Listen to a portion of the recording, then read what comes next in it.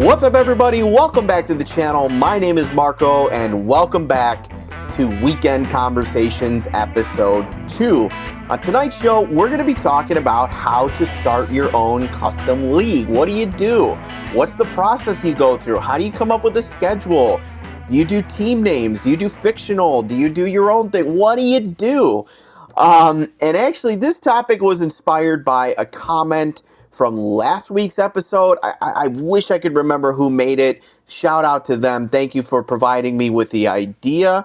And I had a lot of ideas for today's show, but I'm going to save those for later on.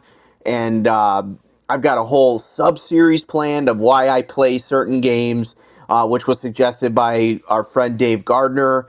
But for tonight, let's talk about how to set up your custom league. And this is less of a tutorial.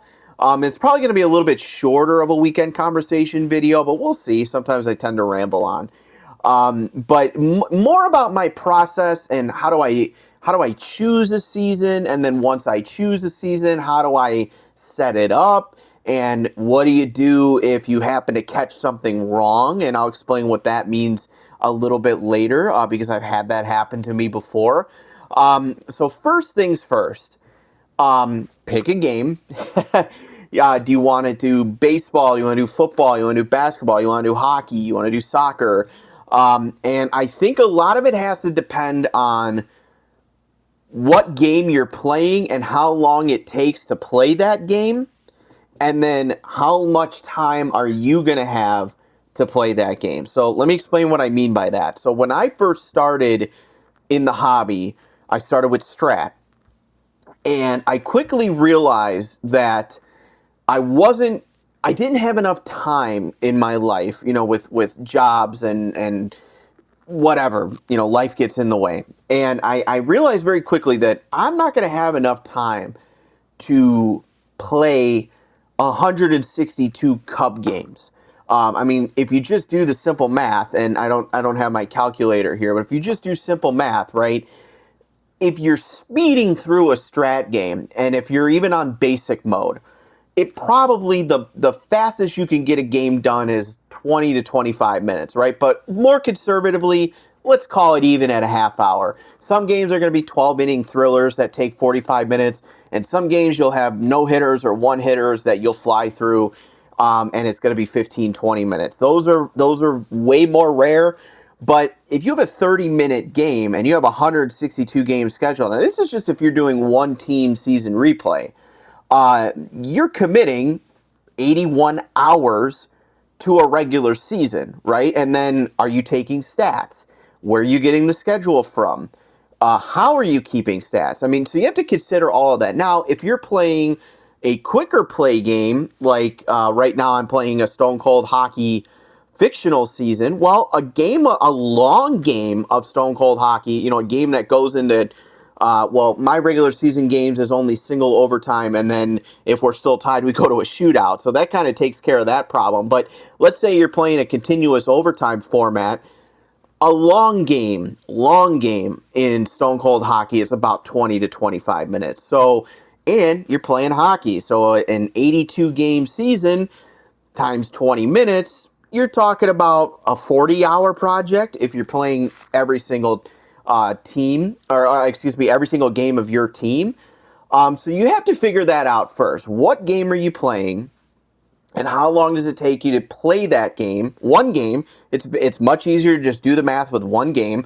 How long is it going to take you to do that game? And then do you have that amount of time, right? If you're like me and you've got, 20 games on the shelf with 10 different seasons going in each game, for example, yeah, I like quick, let's get in, let's get out, let's do a 20-game season, 30-game season, or let's just do Strat basketball. I'm only doing playoff replays. That's it.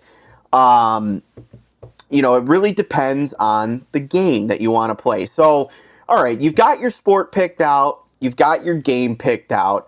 Now you have to do, and nobody, well, I shouldn't say nobody. This is probably people's least favorite part about it. It's actually one of my most favorite parts about it. But the next step is you have to build the infrastructure. And what do I mean by that? Well, you have to decide, are you taking stats? If you are taking stats, what stats are you taking? Again, I bring you back to my Stone Cold hockey game. Well, there's only a few stats you can take in that game. Assists, goals, wins and losses, obviously, and power plays and penalty kills. I mean, that's about all you can do in that game. There's no shots on goal. There's no save percentage. There's no puck battles. There's no time on ice. Nothing like that. So in that respect, it's a little bit easier because all I do is I get an Excel spreadsheet. And you can either make one yourself if you're good at Excel, or you can find one, on the Delphi forums or on various Facebook groups, or email me. I'll send you what I got. Be more than happy to, or leave a comment below. And you just set it up. Okay, goals, assists, name of the player, team they play for. If you give your players numbers, it doesn't really matter, but what number are they? Or if you're playing a more detailed game like Strat Baseball, for example, it's baseball. So aside from pitch counts, every statistic is available to you, right? WAR is a derivative of a bunch of different statistics. On base percentage is just on base. Slugging is just slugging. Batting average is batting average. Hits, doubles, triples, home runs, RBIs, runs created.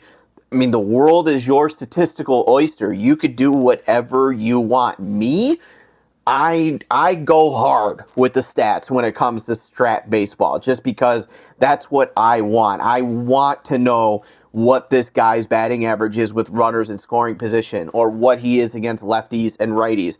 I don't take those stats by hand. I have a program that's been on my iPad for 20 years. I used to use it to score regular baseball games. That used to be a little hobby of mine. Of you're sitting on the couch watching the Cubs, and I used to score the game on my iPad. I actually used to do that with Bears games too. There's a football version. It's called iScore. I actually don't even know if they still update those apps. They probably do. But the point remains, I have an app for that. You can't really do that in an Excel sheet. I mean, of course you could, but it would take you forever. So you have to build the infrastructure. How much stats do you want to take? And then the other thing, if you're doing a fictional league, right? Remember, back to deciding what kind of game you want to play, how long you want it to be. If you're doing a fictional game, or what I like to call like a augmented fiction game, what I mean by that is real players, real statistics, but fake teams. That's what I did in my Strat Baseball league that I've had going for, this is my 5th season of doing that. How are you going to set up your league? How many games are you going to play in your season? Mine, I have a 40-game regular season with 10 teams. And that's about the absolute max that I can handle, because it takes me anywhere from 4 to 6 months to complete a season from start to finish.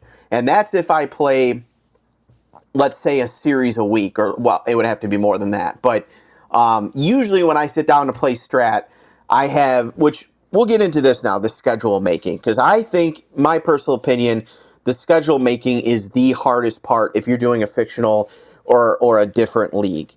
If you're doing a season replay, the schedule is the easiest part, because you literally go on Baseball Reference or Football Reference or Hockey Reference or MLB.com.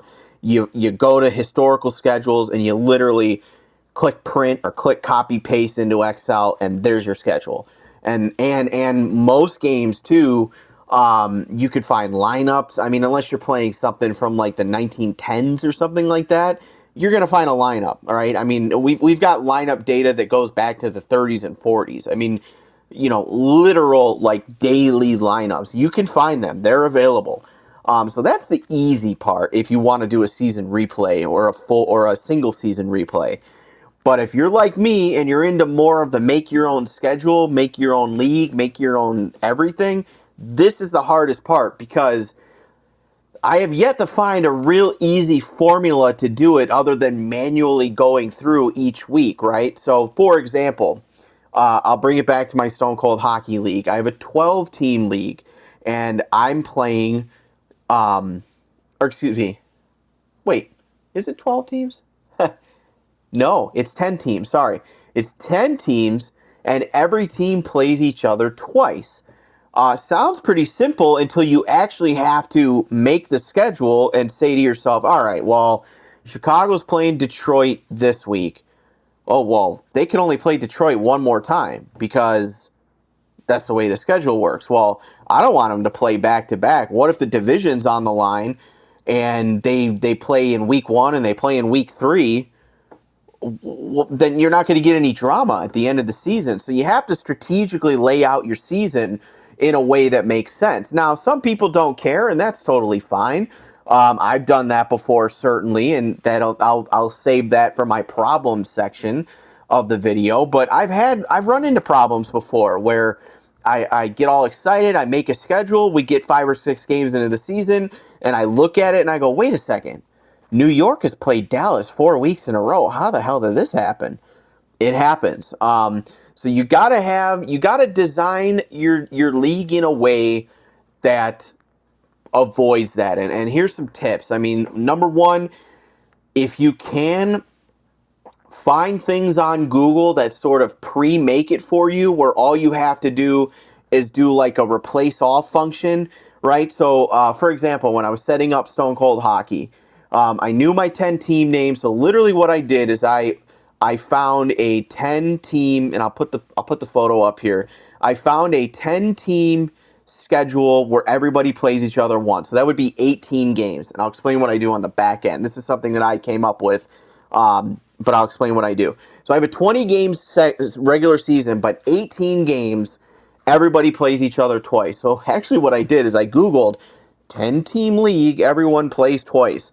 And what actually came up was a billiard schedule and it was just numbers. It was week 1 or match 1, 1 versus 10, 2 versus 9, 3 versus 7, blah, blah, blah, blah, blah. Week 2, 1 versus 4, 3 versus 7, 6 versus 5. So literally what I did is I imported that into Excel. I did a find and replace. Every time there's a number 1, that's going to be Chicago.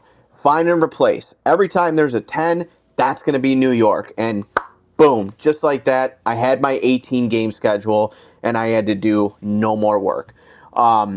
That's rare. I will admit, that's pretty rare. It's hard to find ready-made things like that ready to go. And by the way, I know I kind of left you hanging on there. So what I do is I have what's called a level up week. So the last 2 weeks of the regular season, and I've done this in, oh God, what league did I do it? I don't do this in the Strat League. There's a league that I did one time. I think it was soccer. I think it was Dice United, actually. So I do this thing where I have my regular season, right? So 18 games, everybody plays each other twice. And then the last 2 weeks are the level up weeks. And how this works is it's like a pre-playoffs, and it creates a lot of drama and it resolves any potential ties, right? So in a level up week, the schedule is based on the standings, right? So the number 1 team in the league is going to play and host the number 2 team in the league. Doesn't matter if they're in the same division, doesn't matter if they're in different conferences, doesn't matter if they have identical records. Whatever you have set as your tiebreakers, as however you rank your teams, number 1 plays number 2, and number 1 is the host. Number 3 plays number 4, and number 3 is the host. Number 5, and so on and so forth. And I do that for 2 weeks. So yeah, you could have team number 1 and team number 2 play 2 weeks in a row. And potentially you can have team number 1 and team number 2 play 4 times in a season. I'm fine with that. I think it creates drama. I've seen it. That's what it was. I did it in a Fast Drive Football League. I did a level up week the last 2 weeks of the year. And what ends up happening is it almost creates like a wild, you guys remember the wild card game in baseball, the one game win and in? It kind of creates that drama. I like that drama. Because you can have a team that's right on the cusp of the playoffs and lose and miss the playoffs, or vice versa. I did a 16 game schedule, and I can't remember the name of the team. I want to say it was Denver. I want to say, I think it was the Denver Gold. That's what I named them. The Fast Drive Football League. And the Denver Gold were like 7-8, and they were playing, oh, who was it? I think it was Chicago, actually, was 8-7, and it was for the last seed to go to the playoffs, and it was a level up week. And Chicago was on like a 3-game win streak. They had a horrible start to the season. And Denver was also on a 3-game win streak, also had a horrible start to the season. And it basically worked out that whoever won this game was going to the playoffs. And Denver won it. And then Denver got to the playoffs. I think they won a playoff game and came within a few downs of making the championship game. So you get drama. You get really cool results with a level up week. But I digress. Enough about the schedule. You have to figure out how you want your schedule to look if you're making your own league. Like I said, it's going to be totally up to you. Do you want to stay faithful?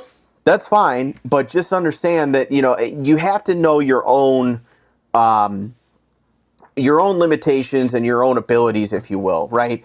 So that'll lead me, I guess, into the mistakes portion of the video. So mistakes, a couple of mistakes. One, when I got Strat Baseball for the very first time, I actually got the 2016 Cubs season, and then I also got a Hall of Fame season. And I actually started, so I said, well, I'm going to replay the Cubs World Series against the Indians.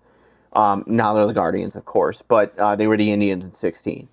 And so I started there, and I finished the playoff series like pretty quickly. It was only like a week and a half of playing like one game a night, something like that. And I said, wow,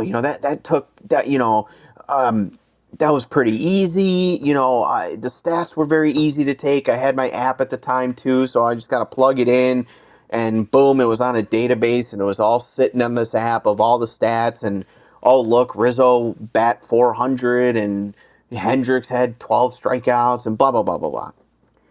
So then I'm like, well, I want to do a league with the Hall of Fame set, right? And I separated them by era. So I had the Negro Leagues team, which was the best team in the league by far.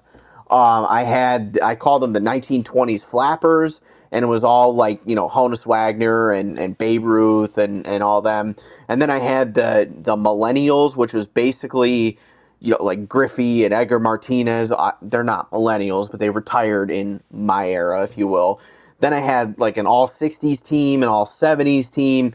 And I created this like 8 or 10 team league. And I said, I'm going to do a 40-game season.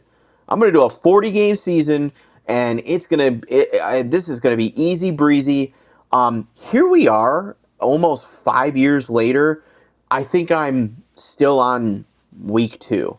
And I blame myself because I was overambitious. I set up a really, really long schedule for a game that I hadn't really gotten the full gist of yet. And I just wasn't prepared. I didn't build the infrastructure.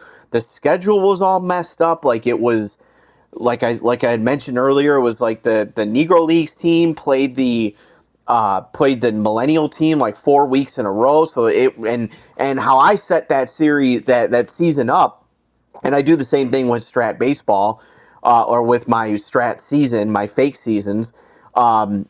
Every week is a 3-game series. So if a team played 4 weeks in a row, they're not playing 4 games in a row. They're playing 12 games in a row. That's a problem, right? That's a problem, because if you have a team that's really, really good, they may go 10-2 or might even be 12-0, and the team that is just getting out of the starting gate is now 0-12. They're not making the playoffs. There's no chance, and that team's dead in the water. So you have to space out the schedule. More mistakes I made. Not being prepared in terms of, the time commitment's probably the one that stabs you in the back the most, but the other one is not being prepared for certain statistics, right? And what I mean by that is like you go into a season with certain expectations, right? Of like here's a good example. Like, okay, well, I want to cut down the roster size, so I'm going to have a pitching staff of 5, and then I'm going to have a bullpen. Every team's going to have 6 bullpen players, and then they're going to have 10 batters, right? that should be easy. So you'll have one guy on the bench batting, and you can kind of rotate him in every game, and you're going to have a small bullpen, and you're going to have 5 starters. Well, I could think of 5 or 6 problems right out of the gate with that. Number one, in a 40-game season and you have 5 starters, what are your starters going to get? 6 games? That's like nothing. That was the first problem I ran into. So I run 4-man pitching staffs. Again, it's up to you. If you're fine with that, go for it. I've seen people do 3-man pitching staffs if that's what you're into. Are you playing injuries? Well, if you are, 10 batters isn't going to cut it because guys are going to get injured. And then what do? Do you have a free agency pool set up? How do teams pick up players if they run out, or do you not have injuries? And then it's not a problem at all.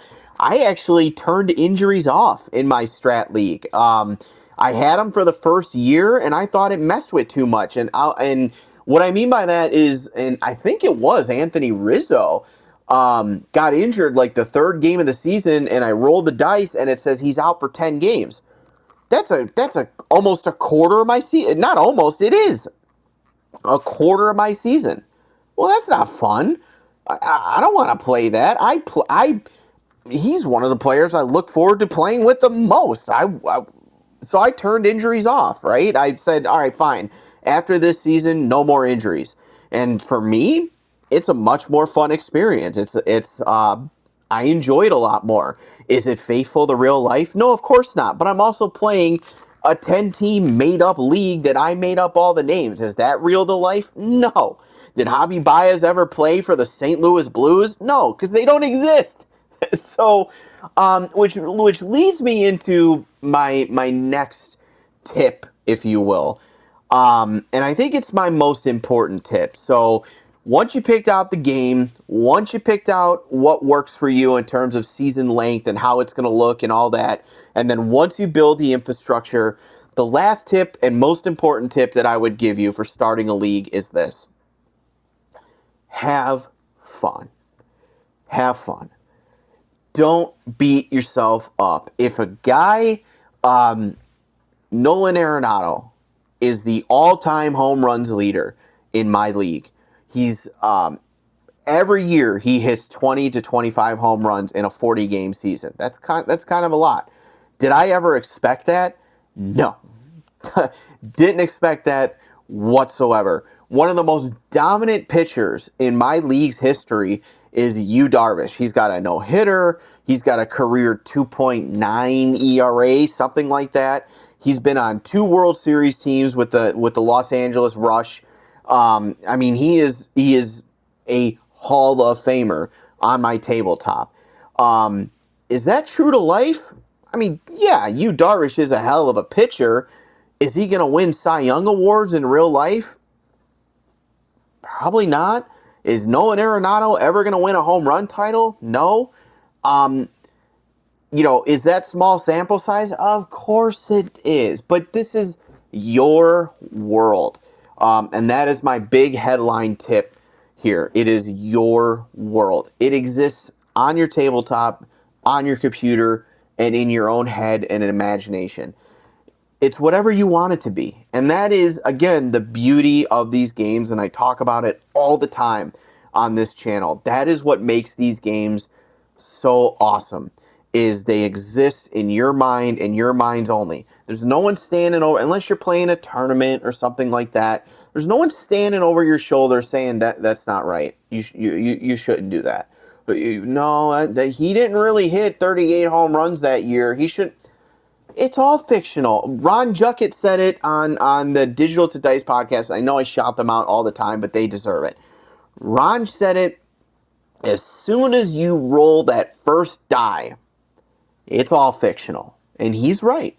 As soon as that game starts, and it doesn't matter if you're playing baseball, basketball, hockey, football, soccer, cricket, lacrosse. I don't think they make a cricket game. Maybe they do.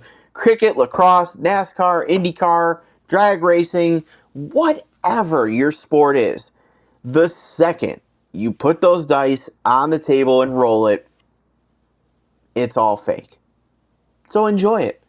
Enjoy it. Enjoy the ride.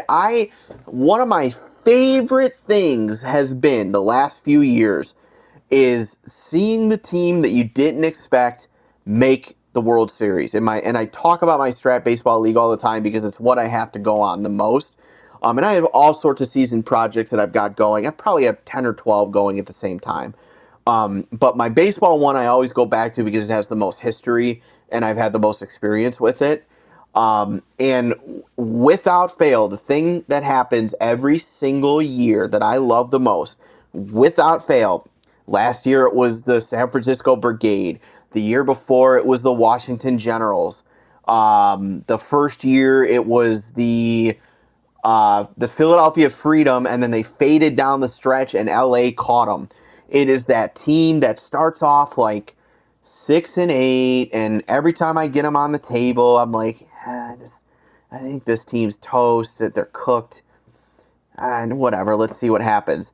And then you update your standings, and you look at, a couple weeks go by of real time, and you play, 10, 15 more games, and all of a sudden you look and you go, they were 6-8. Oh my God, now they're 15-9. How did that happen? They're 20-10. How did that happen? And there's 10 games to go, and they're challenging for, oh my God, they're 2 games out of the playoff race.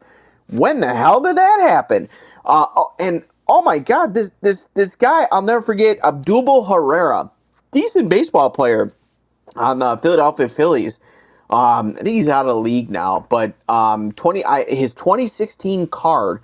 I mean, it's not that I never heard of the guy. I mean, of course I heard of him. I'm a huge baseball fan, but Abdul Herrera started off the year, I'll never forget this, with like a 110 batting average. I mean, he was like 3 for 30. I mean, it was abysmal, as worse as it gets.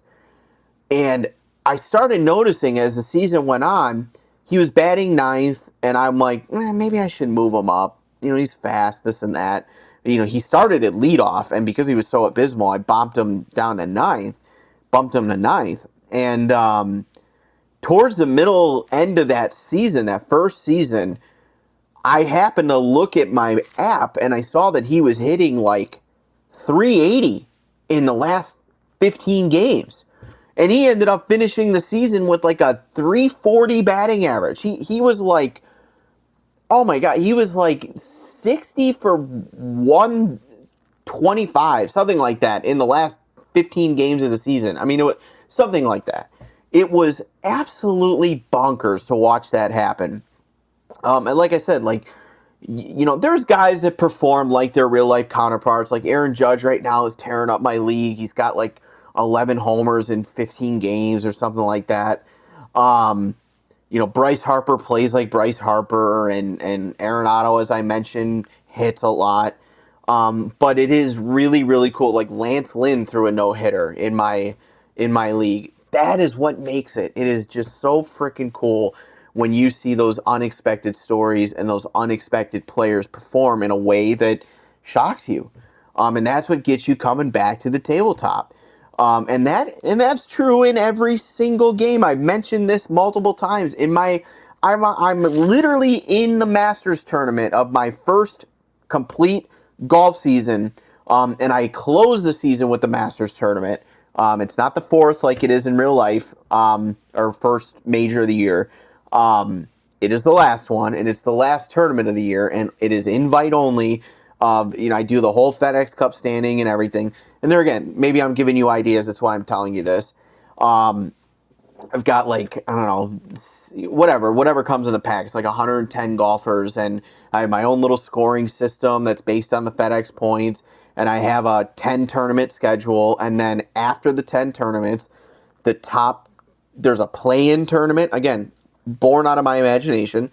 There's a play-in tournament to get to the final 2 spots. So the top 10 golfers in points are automatically invited to the Masters. And then I do the next 12 players. So that would be 11 to 24, 22, 24, 22. I'm horrible at mental math. They do a single play-in tournament where only the top 2 get the final invites. And lo and behold, Sung Jae Im, which if you've been following the channel, I broadcasted the tournament where Sung Jae Im won his only tournament of the year, and it was shocking. He came out of nowhere to win the tournament, and it's on this channel. You can go see it. Well, Sung Jae Im, through the first 3 rounds, and I'm about to broadcast the final round at some point in the near future on this channel, he's leading the Masters right now. He's tied with Scottie Scheffler, but he's leading the Masters. And my point is, and there was a point when I brought this up to begin with, Tiger Woods, 10 tournaments scheduled. This is prime Tiger Woods, not the 2022 or 2021 card of Tiger Woods. This is prime 2000s Tiger Woods. Hasn't won a tournament. He made the Masters. He's like 4th or 5th or something like that in points. He made it. Hasn't won a single tournament. And I think he's like 5th or 6th right now in the final round of the Masters.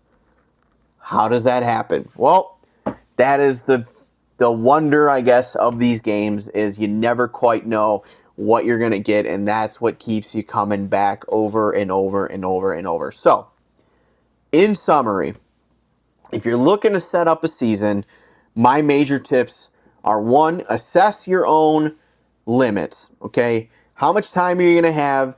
You know, if you're retired and you got all the time in the world, go for a full season replay. Hell, don't just do one team, do the whole league. Who cares if it takes you 5 years to finish it? That might be fun. If you're a busier guy like myself and you got all different sorts of projects going on, maybe you want to try a 20-game season. Maybe you want to try a 40-game baseball season. Maybe you want to do a 12-game football season in second season, or strat football, or action PC, or whatever. That's the other thing. Are you doing cards and dice, or are you doing a PC version? If you're doing a PC version where the PC simulates some games or something like that, yeah, then it's a lot easier to do a longer season. So figure out what you can do, then figure out what you want to do, then build the infrastructure. Try to anticipate as many problems as you can. That's probably the hardest part, because you kind of don't really know sometimes if you're going to have a problem until you get into it, and then you got to improvise. And I've got some tips for that too, to improvise. I mean, one would just be, I guess, solve the problem as quick as you can and find a reasonable solution. Like if you got to add games at the end of a season, that's really easy to do. Just add some games at the end of the season. Or you want to try a different method. Like I shouted him out on a previous video, but my friend Benny, we talk all the time on Discord, and he's the one who had the Chicago Catholic League, the hockey league. He does all of his season replays as like King of the Hill style. I've yet to try it, but it looks pretty cool. Maybe that's something you're into. And I hope he chimes in the comments, because I don't know. I don't want to misrepresent how he does it, but how I think he does it is he'll do like, he has like 5 different groups, and you have to win your group to get to the next group, and then you got to win that group to get here, and then if you get here, you face the champion. I think it's something like that. That's a really interesting concept. Maybe that's for you. And then lastly, and most importantly, is make sure it's fun and just forget your expectations. If you're trying to play these games to get an exact result, like I see someone I believe it's in the APA forums, that are doing a Sammy Sosa 1998 replay, and they're trying to get exactly 66 home runs, and I hope he does it. That would be so cool to see. I mean, he updates in the group every couple of weeks or every few days, I think. That would be awesome to see, but guys, if it doesn't work out, that's okay. I mean, and at least that's how I handle it. You know, hey, look around. I'm a diehard Chicago fan. Even my fictional Chicago Hawks. They're the Chicago Hawks in baseball. They're the Chicago Hawks in hockey. They're the Chicago Hawks in Grid Zone. They're the Chicago Hawks in football, in strat football. My Chicago Hawks, sometimes they're really good and they win championships. Like in strat baseball, they've got 2 titles. The rest of the leagues, they're kind of garbage. I'd be lying to you if I said I don't root for them every time I roll their cards. But if they don't win, it's just like the real life fan experience. I sort of become attached to these teams, and I think that's the best and most enjoyable part, is finding something to attach yourself to and root for. and have fun. And that's how I'll close today's weekend conversations. Have fun with your projects. And lastly, this is how I'll close it. Guys, I have tons of schedules, standings templates, league templates. Get in my inbox. I've given out my email before. Comment below if you want any of this stuff. I am more than happy to help you out, because I think that's going to be next week's video.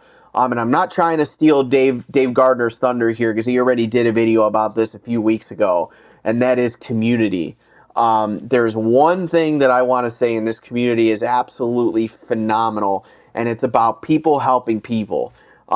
I have gotten a lot of help over the past year of being in this community from guys like Dave or ID Jester or Benny or even Keith Avalone or Gary Brown, who are the actual developers of a lot of these games. Send me schedules, send me standings, send me Excel templates, and you sort of build your own database and you sort of start collecting all this stuff, and then you see something for one league and you go, oh, that would make a really good hockey standings. And then you see, you play Soccer Blast, and I really like the point system they use in soccer. Let's apply that to football. So the possibilities are endless. The world is your sandbox. That is the best thing about these games. You are the manager, the commissioner, the general manager, and you get to roll the dice. What's better than that? So that's it for episode 2 of Weekend Conversations. Get in my comments. How do you set up your seasons? Do you like what I do? Do you see something wrong in what I do? Hey, let me know. I'm always looking to improve my process. And most importantly, if you need help with anything or want any templates or anything like that, or if you liked anything I showed you or talked about on this video, do not hesitate to reach out, and I'd be more than happy to help you out. That's it for Weekend Conversations, everybody. I hope you have a phenomenal weekend. Have a good one.